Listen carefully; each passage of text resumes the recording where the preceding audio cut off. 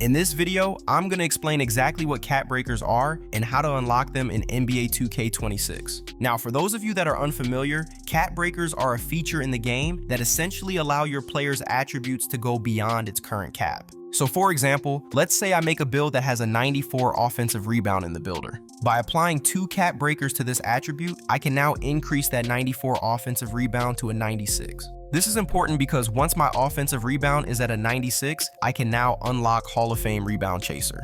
Now, once you've spent some time in the builder, you'll notice that the higher the attribute, the more expensive it is. Going from a 94 to a 95 in a certain attribute is much more expensive than going from a 25 to a 26, even though it's only one attribute point. Here's an example of a build that has a 96 offensive rebound rating. As you can see, my 3-point rating is only a 64. Just by lowering my rebound down 1 point to a 95, I'm able to increase my 3-point rating all the way up to an 86. If I were to take it one step further and lower my rebound down to a 94, now I'm able to increase my 3-point rating to a 90. So I essentially went from a build that wasn't too great at shooting threes to now a build that gets set shot specialist on gold and deep bomber takeover all on a 7'1" center. Then I can just apply 2 cat breakers to my offensive rebound to get it back to a 96 and get Hall of Fame Rebound Chaser while saving those attribute points and using them in other categories. So hopefully that wasn't too confusing, but I wanted to illustrate how using cat breakers strategically can completely transform your build.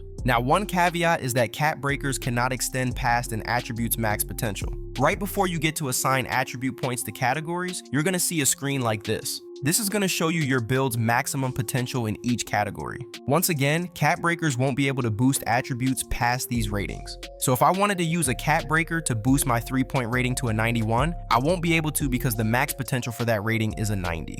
These max potential ratings are determined by your build's position, height, weight, and wingspan. So make sure you pay close attention to these ratings when creating your build. The reason why I'm able to apply cat breakers to my rebound rating in the example I mentioned earlier is because the max potential rating for my offensive rebound is a 99. So going from a 94 to a 95 doesn't exceed that 99 max potential rating, and that's why I'm able to apply a cat breaker to that category. So again, you'll be able to apply cat breakers to any attribute as long as it does not exceed that max attribute potential shown on this screen when creating your build. Now, as you can see on this screen, cat breakers operate on somewhat of a weighted scale.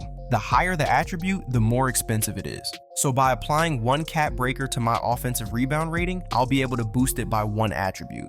However, if you look at my speed with ball rating, you can see that's only a 25, and because it's so low, by using just 1 cat breaker on that category, I'm able to boost it by 13 attributes. Depending on your build, there may be some attributes that'll increase considerably just by adding a few cat breakers. Let's look at this 7-foot inside center build, for instance. As you can see, this build has pretty decent attributes in most categories, but the shooting is pretty bad. Now, if I go to my cat breaker screen, you can see that just by applying 1 cat breaker to my 3-point rating, I'll be able to increase it by 14 points. A second cat breaker boosts it by 12, a third cat breaker will boost it by 10, another by 8, and the last one by 6. That means that by applying 5 cat breakers to your 3-point rating, you can go from a 25-3 all the way to a 75-3. So what was once an inside center build that had pretty good attributes in most categories, with shooting being its biggest weakness, is now a center build that still has those pretty good attributes, but now it has a 75 3-point rating to go along with it. Again, just trying to show you another example of how important cat breakers are and how they can completely change the dynamic of your build.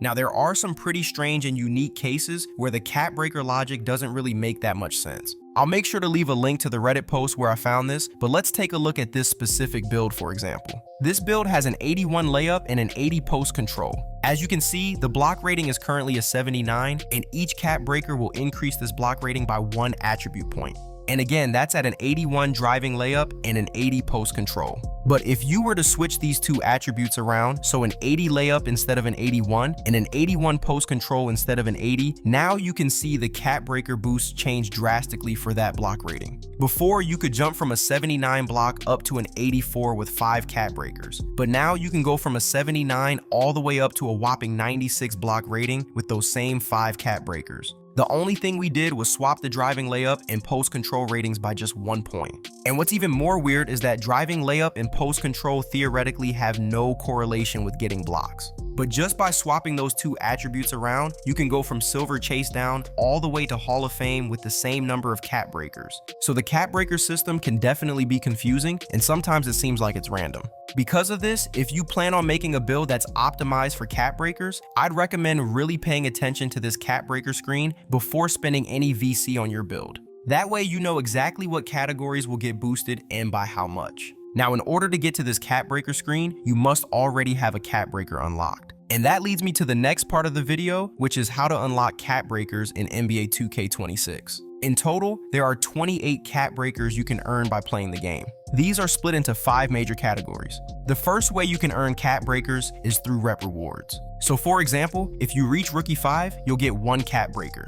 Starter 3 will give you another cap breaker, Starter 5 will give you 3, Veteran 2 will give you 3, and finally, Legend 1 will also give you 3. So in total, that's 11 cap breakers that you can earn from the rep rewards. In my opinion, if you don't want to spend money on the game, reaching Rookie 5 is likely how you'll get your first cap breaker. This took me around 15 to 20 or so rec games, but this will vary depending on your in-game performance, teammate grade, and how often you win. If you're more of a park player, you can get an additional 25% boost to your rep for playing park games. Since the game just came out, you should also be on the lookout for any double rep events that may be going on so you can rep up as fast as possible. I also even played a few starting 5 games to reach Rookie 5 a little quicker. But again, this shouldn't take you too long, and there's a good chance that it may be the first cap breaker you unlock, especially if you don't want to spend any additional money on the game. Now, if you do want to spend additional money on the game, there's actually a way that you can get a cap breaker even quicker. That leads me to the second way you can unlock cap breakers, and that's by reaching level 40 in the season pass. Of course, you can reach level 40 just by playing the game naturally, but for those of you that want to expedite things and earn your first cap breaker as soon as possible, you can buy level skips for the season pass to instantly reach level 40. I'd personally recommend playing the game normally, and then once we get to the end of the season and you feel like you may not reach level 40 in time, then you can buy the remaining level skips you need in order to get that cap breaker. This obviously requires a little more patience, but it does save you more money in the long run. Just wanted to throw that out there as an option. The third way you can earn cap breakers is from crew rewards. Crews are a new feature that was added this year where you can play with friends and level up your crew. There are tons of rewards you can earn just by playing with your crew naturally, and one of those rewards is cap breakers. If you're in a crew, you'll be able to earn a cap breaker at levels 8, 15, 22, and 30. Again, all you have to do is just play with members of your crew and you'll be able to earn crew XP, which will help your crew level up. Once you've been in a crew for at least 7 days, you'll be eligible to earn cap breaker rewards for your player.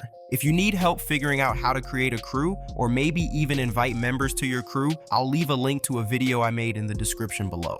The fourth way to earn cap breakers is from your build specialization. After you've created your build, you'll be given the option to choose a specialization. If you don't know where this is, pull up your menu, scroll over to progression, and go down to build specialization. Here you can choose which category you'd like your build to specialize in. Keep in mind that you can only choose one specialization per build, and you cannot change this once selected. As you can see from me scrolling through the rewards, you'll be able to earn a cap breaker after completing goal 6 and goal 8. This won't necessarily be an easy process since some of the goals are pretty time consuming, but if you play on the Street Kings courts, for example, you should be able to unlock these much quicker. It's also important to note that the cap breakers you earn here must be spent on that specific category. So if you chose shooting specialization, for example, once you earn those cap breakers, you won't be able to place those specific cap breakers on attributes like your driving dunk or rebound. So again, make sure you're choosing your build specialization wisely. Finally, the last way to unlock cap breakers is by completing lifetime challenges. If you go to challenges and click on lifetime challenges, here is where you can see all of the different lifetime challenges you can complete. These will be things like visiting all stores in the city, or claiming a certain amount of daily rewards, or maybe even reaching a certain overall on your player. Once you complete 100 of these lifetime challenges, you'll be able to earn yet another cap breaker. And if you can complete 200 challenges, you'll be rewarded with another. I plan on making a video showing you the easiest and quickest challenges to complete so you can at least get to that 100 threshold as fast as possible. So make sure you subscribe so you don't miss out on that video. In total, there are 11 cap breakers you can earn from the rep rewards, 4 from playing with your crew, 2 from your build specialization, 2 from completing lifetime challenges, and 9 from hitting level 40 in each season, for a total of 28 possible cap breakers. Hopefully this video was helpful in explaining what cap breakers are, how to see your cap breaker potential for your build, and some of the best ways to earn cap breakers in NBA 2K26. Feel free to check the links in the description or click one of the videos on the screen if you want more info.